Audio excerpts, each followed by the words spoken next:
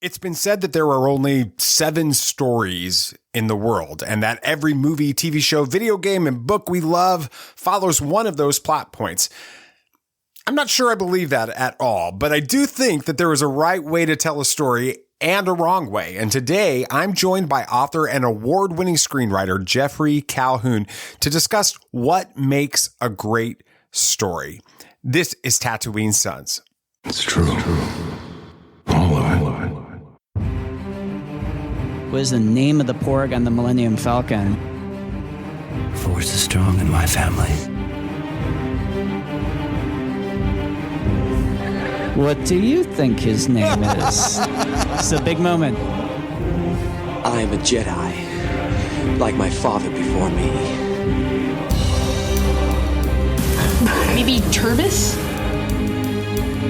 Do or do not. There is no try. Turbis? Pablo, if you're listening to this live stream, that porg's name is now Turbis. It's a good Star Wars name. We're not done yet. These guys recorded an awesome podcast called Tatooine Sons. Everybody was lit. Welcome to Tatooine Sons, the only fan podcast to name an official Star Wars creature and be endorsed by the writer-director of The Last Jedi, Rian Johnson. We believe that pop culture is the mythology of this generation. There is a story. It is written on our souls, and that these myths speak to that story. And that is why I am honored to be joined this week by Geoffrey Calhoun. Geoffrey is the best-selling author of the Guide for Every Screenwriter and host of the Successful Screenwriter Podcast. Now, as a screenwriter and founder of We Fix Your Script, he is sought out as a script consultant and a rewriter for various stages of development and production. Geoffrey is known for his fast-paced thrillers, but he's also won awards for comedies and dramas. He's received honors in several film festivals and contests, including the Lewis Mitchell Award for Excellence in Writing. He believes everyone is a writer at heart and has dedicated himself to help others learn their craft. And his seminars are designed to break down the mysteries of screenwriting by using easy-to-follow templates, outlines, and modern popular films as examples. Now, I'm always fascinated by why certain stories like Star Wars capture our imagination while others are easily forgotten. I asked Geoffrey, what makes a story compelling? Well, it's an interesting point. So I also want to mention that Star Wars really has gone beyond science fiction and has become a part of Americana. It really is this pulp culture icon that is related to what we experience daily lives. So, but what separates a good story from like really big action blocks and why films are going bigger and bigger is actually probably not an answer that you suspect. So what's been happening over the past 20 years or so is that audiences have been educated on plot points and the hero's journey to the point to where audiences aren't really surprised anymore. They kind of expect what's going to happen next. And so to make up for that, studios have been pushing bigger and bigger budgets into the billions to try and create what we call spectacle to really grab people and keep them in the seats, keep them interested in these films. Now, what you're finding, especially post-pandemic, is that audiences really aren't so interested in these big blockbuster films like they used to be. People don't need to be awed as much as they want to be involved in a story with a character that they find interesting, which is why you're finding smaller budget films such as the one with the Joker with Joaquin Phoenix was a big hit. It wasn't a huge spectacle, special effects glory. It was about a guy who had mental health issues, and the system failed him, and the results of that, and people were fascinated by it. That story didn't have to be about the Joker. It still would have been a hit if it was just about a normal guy, but they put the IP on top of it, and then they were able to tap into the fan base as well. So what I think you're going to find more and more popular nowadays is what we call a low concept film, which is one that is more character centered. Whereas these high concept films are the ones that are these blockbuster special effects extravaganzas. It reminds me of so my youngest son, Nate, he's 16. He is a DC Comics freak. He loves everything about comics, and his favorite character in the world is Batman. And he is really excited about the Matt Reeves, Robert Pattinson Batman that's getting ready to come out next March. And I think it's somewhat because of what you just described when you compare it to the Joker, or when you mention the Joker, because that one seems to be a little bit lower budget and it's a much more character driven story. Right. I think I'm really interested to see how audiences take it. I mean, because Robert Pattinson has been, pigeonholed with the whole Twilight saga, and he's got a lot of hate from the community because of that. But I am very curious to see where they go with it, because if it is successful, then that really will be the linchpin of where films are going to be going for the next decade or so.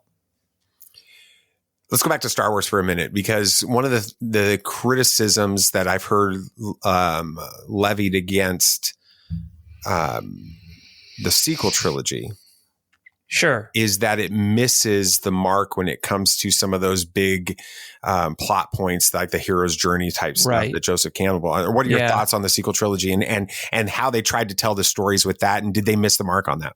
I think one of the issues is that you have a couple of different directors with different visions. And so J.J. Abrams had a very specific vision for 7 through 9 that he wanted. He did 7, executed it in that way. And then 8 came out but from a different director and almost had like a soft reboot on 7. And then 9 came out, which almost had like another, like a soft reboot of 8. So you could almost watch the films and see the directors arguing, even though they go on record and they say they get along, which I believe, which is fine. I don't believe there's any bad blood there. But I think when you have a director who's got this idea for a trilogy and then someone comes in, does their own thing, and then they have to come back to the original director, there is going to be some inconsistencies there. So I found that really fascinating. That being said, I think I would like to compare The Force Awakens to the new Ghostbusters film that just came out, Afterlife. Right. So both very similar takes where they're trying to capture the nostalgia of the original while going in the same direction. Now, the argument I've heard about The Force Awakens is, it's just a complete reboot, and they're basically just copying episode 4. I would say the big problem that trilogy had, compared to how Afterlife was an incredible success, is the big twist that was the big secret of Rey's lineage. The fact that we don't know her lineage and she is just a random Force-sensitive person living in the desert similar to Luke actually kind of hurts the film because we don't understand what's going on. And then the supporting characters were kind of plugged in afterward to bring in that original trilogy nostalgia. Now, the difference with how they executed it in Afterlife is that the central character is directly related to Egon, right? So it's the granddaughter of a central character that we all love from the past, so that the nostalgia is there and the torch is carried. And I think that is the big difference that missed. Had we known Rey's lineage ahead of time, we wouldn't have had the big twist, but we would have at least had a little bit more of a tie there to the original trilogy, which they might have been able to hook their emotions of the viewers even more if she knew ahead of time that she had the potential for evil and then was following through with that and battling that the entire trilogy instead of more in just the last episode. Mm-hmm. When you talk about the the different visions J.J. Abrams and Rian Johnson had, and then Colin Trevorrow before he was removed from the project and J.J. came back and finished it. It makes me even more impressed by the Marvel universe, especially when it comes to, leading from Iron Man all the way to Endgame, because there's multiple different directors, multiple different writers, and yet they're able to work together to tell a story. Have you ever been in a situation or have seen collaboration on that level when it comes to screenwriting or anything like that? What are your thoughts on that? No, I think it's a great question. And I can tell you why Marvel works so well, why DC has struggled, and what Star Wars is doing in television and why it's working. So what Marvel has done is each film that comes out in the Marvel universe is a different genre. That's why it's working.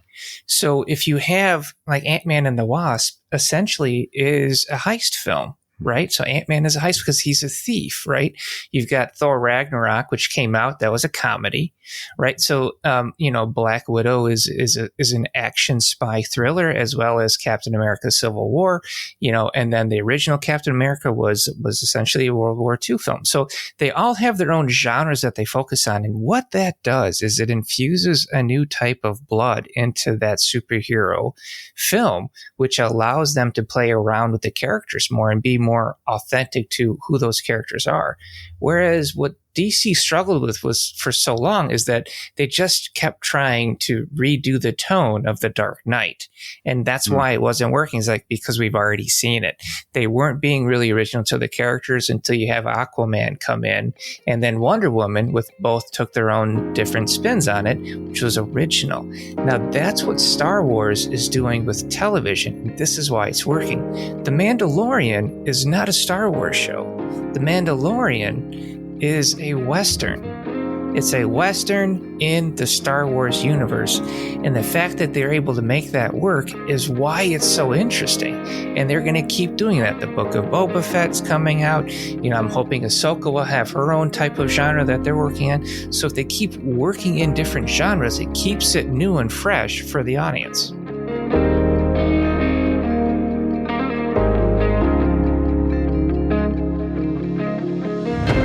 The last couple of weeks have illustrated what Geoffrey just described. Hawkeye isn't really a traditional superhero show. It's a classic buddy cop story set around Christmas. And after watching Chapter 1 of the Book of Boba Fett, it seems that this series may be departing a bit from the Western theme of The Mandalorian to become more of an organized crime drama. My interview with Geoffrey will continue in just a moment, but I want to take just a minute to thank our sponsor, Cufflinks.com. The main nerdy topic of conversation in this house over the past week has been all about Boba Fett, and I just went over to Cufflinks.com to check out all of the amazing Boba Fett accessories on the site, and I just have to say, they are absolutely stunning. My favorite is the 3D Boba Fett cufflinks, and you got to go over and check them out. If you're not familiar with cufflinks.com, all you need to know is that they have over 3,000 items, including cufflinks, ties, tie bars, and socks from all the fandoms that you love, like Star Wars and Star Trek and Marvel and DC and Lord of the Rings and many more. We love cufflinks.com because they're owned and run by a couple of brothers who geek out about Star Wars as much as we do. So if you want to help the show out and you want to look great doing it, head over to cufflinks.com, take a look at everything that they have to offer, and then make sure you use the code Tatooine15 at checkout to receive 15% off of your entire order. There are so many cool pieces over there. And again, way more than just Star Wars. But anyway, as I continued my interview with Geoffrey, I asked him why, as a screenwriter, he thinks Eternals didn't really connect with audiences. His answer is fascinating.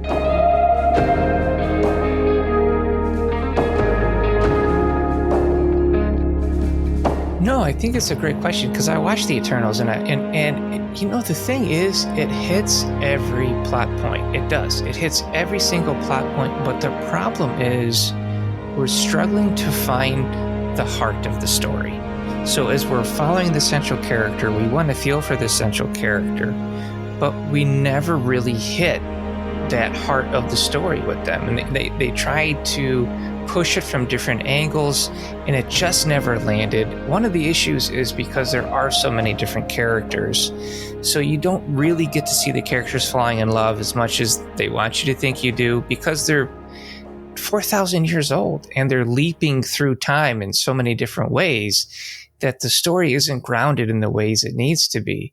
If you compare that to something like Guardians of the Galaxy, where you really care about these characters, you feel the heart in there, right? You care about Star-Lord. The fact that he's got a little comedic twist makes him stand out. And then the fact that he falls in love with this other character, and you see it and it comes through fruition. Well, these characters were 4,000 years old. The relationships are already there, and you're not feeling the chemistry in the way that we really want it to be.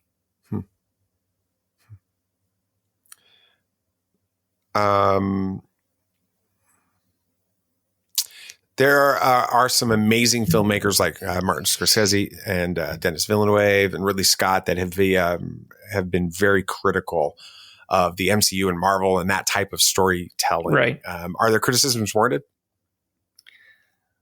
I think it's interesting, because I think Ridley Scott, he is my favorite director all the way from The Duelists way back in the 70s. I love his stuff. Every scene in a Ridley Scott movie could be on canvas. It's just absolutely beautiful and so well written. Raised by Wolves on HBO Max is an incredible show that he did. And his main complaint is that the modern education of the audience is not going to theaters and instead on the small screen is why films are hurting. And I think that's an interesting argument, because if that was true, then Quibi would have been a huge success. And it wasn't. It failed. Quibi's whole thing was to bring the theater to your pocket so that you could, they would shoot films twice. They'd shoot it in regular, and then they would shoot it specifically for your phone so that you when you watched it, you didn't miss anything. It didn't get cropped out. And it was a huge failure. They lost. They weren't even able to find anybody to buy the company the last time I checked. So then it comes down to, why aren't people going to the theaters? And I don't think it's because of cell phones. I think YouTube is huge, especially with this new generation, our kids' generation. YouTube is their theater. Like when we were kids, I'm sure you were probably like this too. We would go to the theater and that was our escape. Theater was my church as a child. These kids aren't like that. These kids, it's YouTube. YouTube is their escape. And it's accessible anywhere. So then it comes down to, are we able to create content that these kids can digest in that type of a platform, but on the scale of a film? They're looking at doing it. I know studios and I know producers right now that are actively looking at creating content that they can capitalize, almost like mini short form versions of films that they can string together, like a glorified version of the web videos that we used to watch like 10 years ago. So I think that's interesting. I think the convenience of having Amazon Prime at home and watching it on your big TV is pretty awesome. I love to cuddle up and just rent a movie. So I think generationally, yes, things are changing. And I think he's absolutely right about that. Will theaters still be around? I think so. But I don't think they're going to be like they were back in the day. I think it's going to be more like bowling alleys. You used to have a bowling alley on every street corner. They're still around. They're not around as much, but the ones that are around are the ones that provide a huge premium service. And we have a local theater chain here called Imagine Theaters, which does pretty well because they have heated seats, they recline, they bring their food to you. I think those theaters that stick around are the ones that really cater to you, make going out the special experience it should be.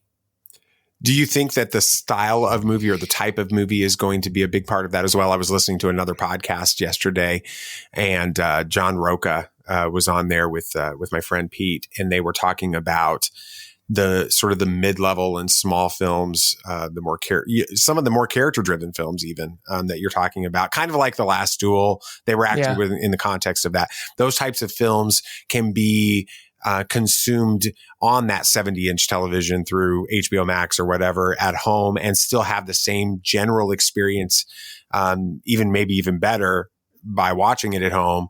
Versus, in a few weeks, we're going to have Spider-Man No Way Home, and it's going to be packed theaters and everybody's going to be freaking out. Do you think that the packed theater type experience for the big film, where everybody's, it's an event, is what will become what the theater is for going forward? I know theaters do that right now, which is really a great idea. They will create special events around old films or even live broadcasts of sports. I mean, they will create community events to really drive people to the theater and bring people together as well. And I think that's a great idea. I think big movies like No Way Home, sure, there will be an initial event, sure, and they will all go for that. But then in a couple of weeks, there'll be 3 people in the theater. I mean, that's just the way it's going to be. It's not like it was when Avatar came out and every showing was sold out every day for a year and a half. It's not going to happen. You're not going to see that now. The world is different, and for the industry to move forward, they have to start changing their business model, and you're starting to see that now. So is that where these films are going to be geared towards streaming services, HBO Max, Prime, Netflix, that kind of thing? Is that where it's going, where filmmaking is headed? I think filmmaking is always trying to find its footing and find its next big, VHS outlet. I went VHS, DVD, Blu-ray. I mean, I think it's always trying to find it. Right now, what you're seeing with indie films, what you're talking about, streaming services are taking indie films, that whatever films they can, and then putting them out there. But the problem is, and this started with like Netflix. Netflix took any indie film they could get because they didn't have films.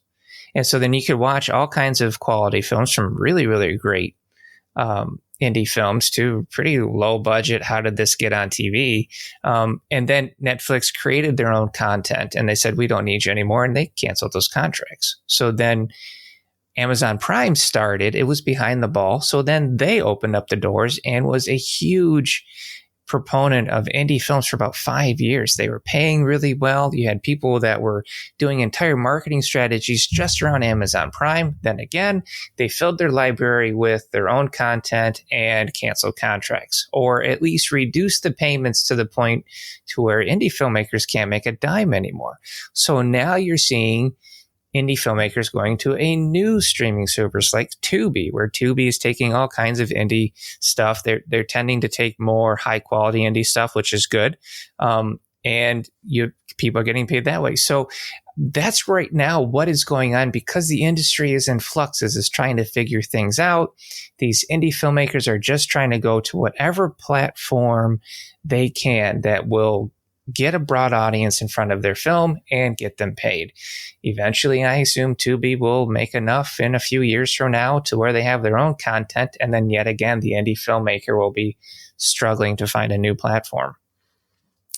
So as a screenwriter, there has to be a film that, or I would assume there's a film that you watched growing up at some point, and that was when you said, I've got to do this. I've got to write these types of films. What was that film? Oh God, I wish I could say it was when I was a kid. I came to screenwriting late. Okay, I was about how'd that happen? I was about 22 to 20, maybe 20, 25 years old is when I said, I'm going to start with, well, actually it was Gladiator. I saw Gladiator and I cried so hard. It was such a beautiful film. And it blew my mind, and it just sat with me. I mean, I love Star Wars. I saw episode 6 as in the theater when I was a kid, and it was a big moment for me. So I've always loved movies, but Gladiator was like one where I was like, wow, this has changed me as a person. And I felt that power, and I had started writing. I took a friend up on a bet to write a screenplay. So I wrote one, and my wife ended up reading it, and she loved it. And that was 20 years ago. And I've been doing it ever since. If someone were toying around with the idea of becoming a screenwriter, what films should they watch in order to really understand the story and the plot points and that kind of thing? Or do you direct them, or is it just, whatever is on their heart and how they want to write? Well, like we said earlier, if you want like the model myth in story form, episode 4 is great. A New Hope is going to show you exactly where all the beats land. Traditionally, screenwriters will say like, Casablanca, Chinatown, things like that. You can watch them, sure. They're good. They're a little bit slower because it's a different pace back then. But really, watch a film and pay attention to how you feel during that film. If you watch a movie and it moves you, if you laugh, if you get sad, if you're invested, that is a film that I would say go find the screenplay and read it. On the successfulscreenwriter.com, the website for my podcast, I have Oscar-winning screenplays that you can read and pull up, like the Black Panther. I have that screenplay. You can read it for free, and that's a powerful film. So, like, you could read that screenplay and really see how it's done in the written form, and realize how much it really does translate in your mind's eye. So this show is in its 5th year now. It's hard to believe for us. Congratulations. Thank you. Yeah. And it started out as exclusively Star Wars. And so when we have a guest on that obviously has a big Star Wars love, as I'm looking at your background and seeing all the amazing Star Wars stuff there, I love to end every interview with people like that with this question. For you, how does Star Wars inspire hope? That is a great question. It's about the light over the darkness, man. It's a classic tale of good versus evil, but really what gets down to the theme of Star Wars, which I think speaks to people even whether they realize it or not, is that there is greatness within you. There is that hero within you. You just have to tap into it and trust in the Force. And so I think that, to me, is something that always really, really moved me. And I think it's a beautiful message that you can pass along. That's awesome.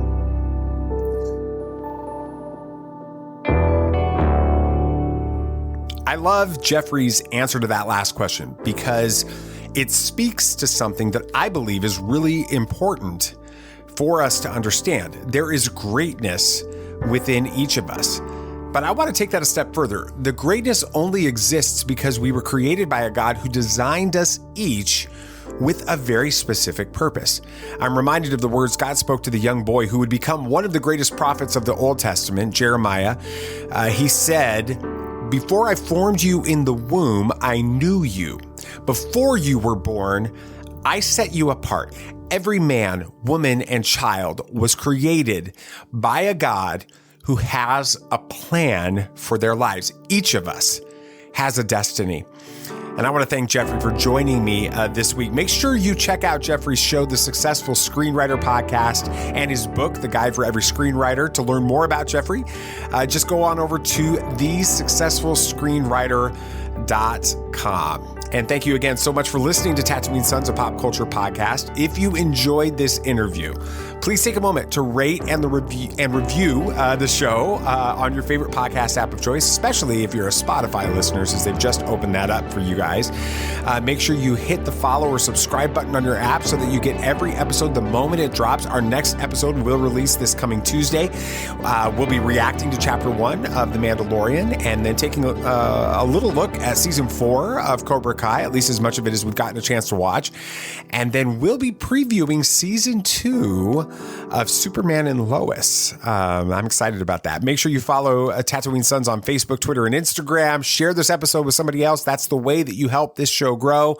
That's going to do it for this episode. There's only one thing left to say. May the Force be with you always. This party's over. I like that Wookiee. Don't get technical with me.